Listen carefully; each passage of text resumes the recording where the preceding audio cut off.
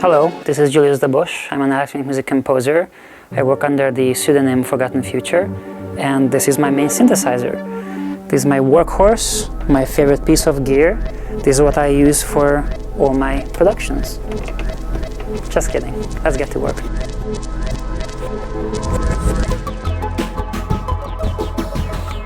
So my workflow here, this might not work for anyone, but I actually created this half-circle environment over the last 15 or so years. I wanted to create a space where I don't need to get up and move over to different instruments and do different things around the room, but I wanted to have everything in an arm's reach. So basically here I can perform using any of these keyboards. I can just come over, I can perform here, which becomes really important when I'm working with different sounds.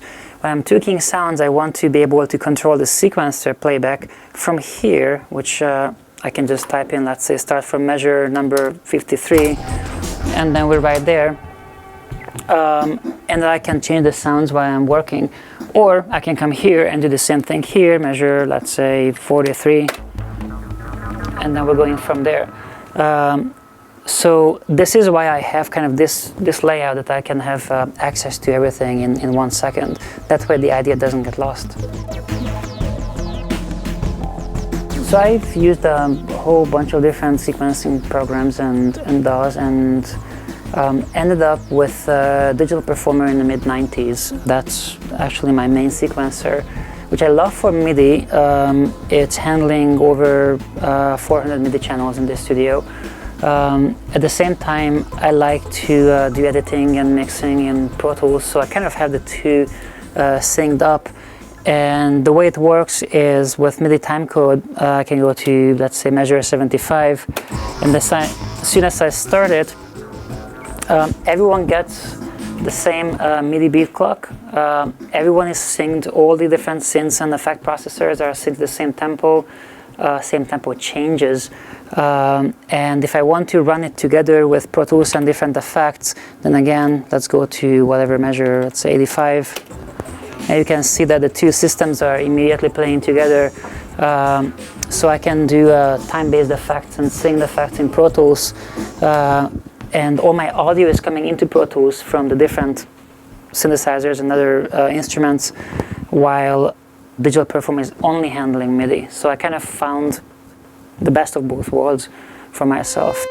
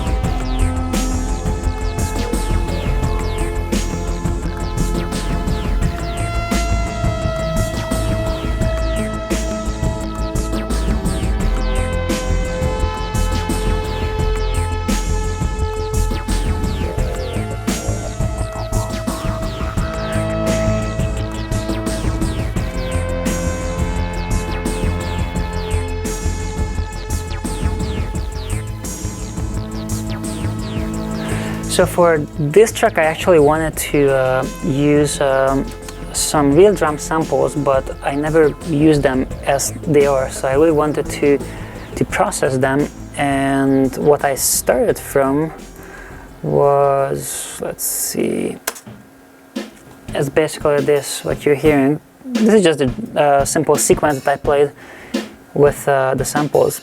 Throw in a little phaser. And then the interesting part happens when I bring in Sedman here. So it adds this off-groove little fills. And then I have, actually this is running on the receptor here, Sedman. It's synced up with the main sequencer, driving it. So it's getting the tempo from there. The feedback is modulated with two different oscillators that are synced to the tempo, but with a different duration, and one is negative, the other one is positive modulation. And of course the sample rate is way down, which gives it this nice little noisy saturated texture. But then I have a second instead of Sandman, so I bring that in now as well.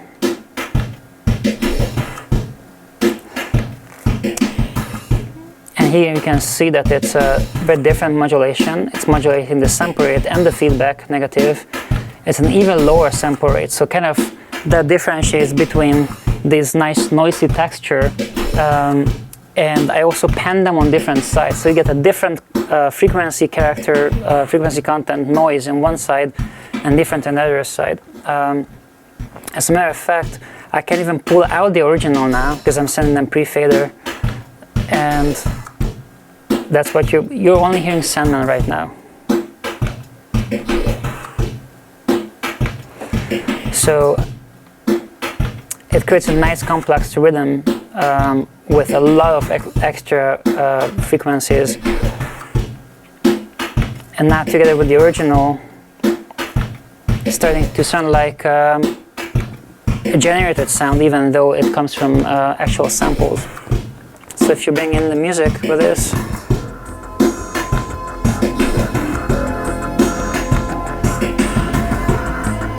you can hear how nicely they're playing together. I have an additional percussion part that's going through some reverb automation.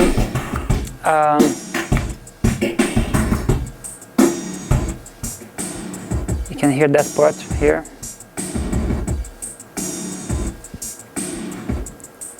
And then the two together.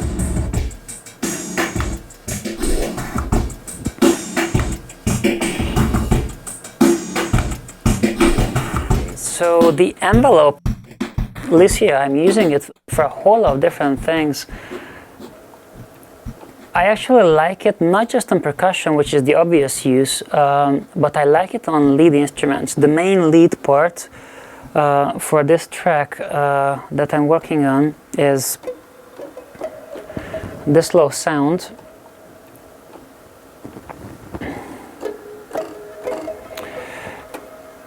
And what you can see here, if I bypass it,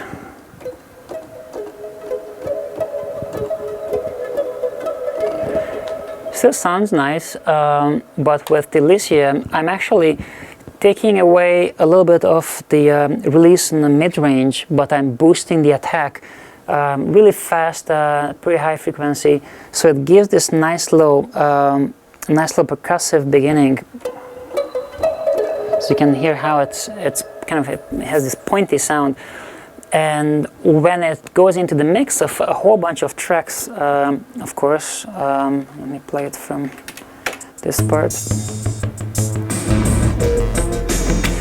Then this is without the lead. This is what it has to cut through. It's a pretty gentle sound. I don't want to distort it or do anything really aggressive, so I just nicely cuts through because of the attack is really sticking out.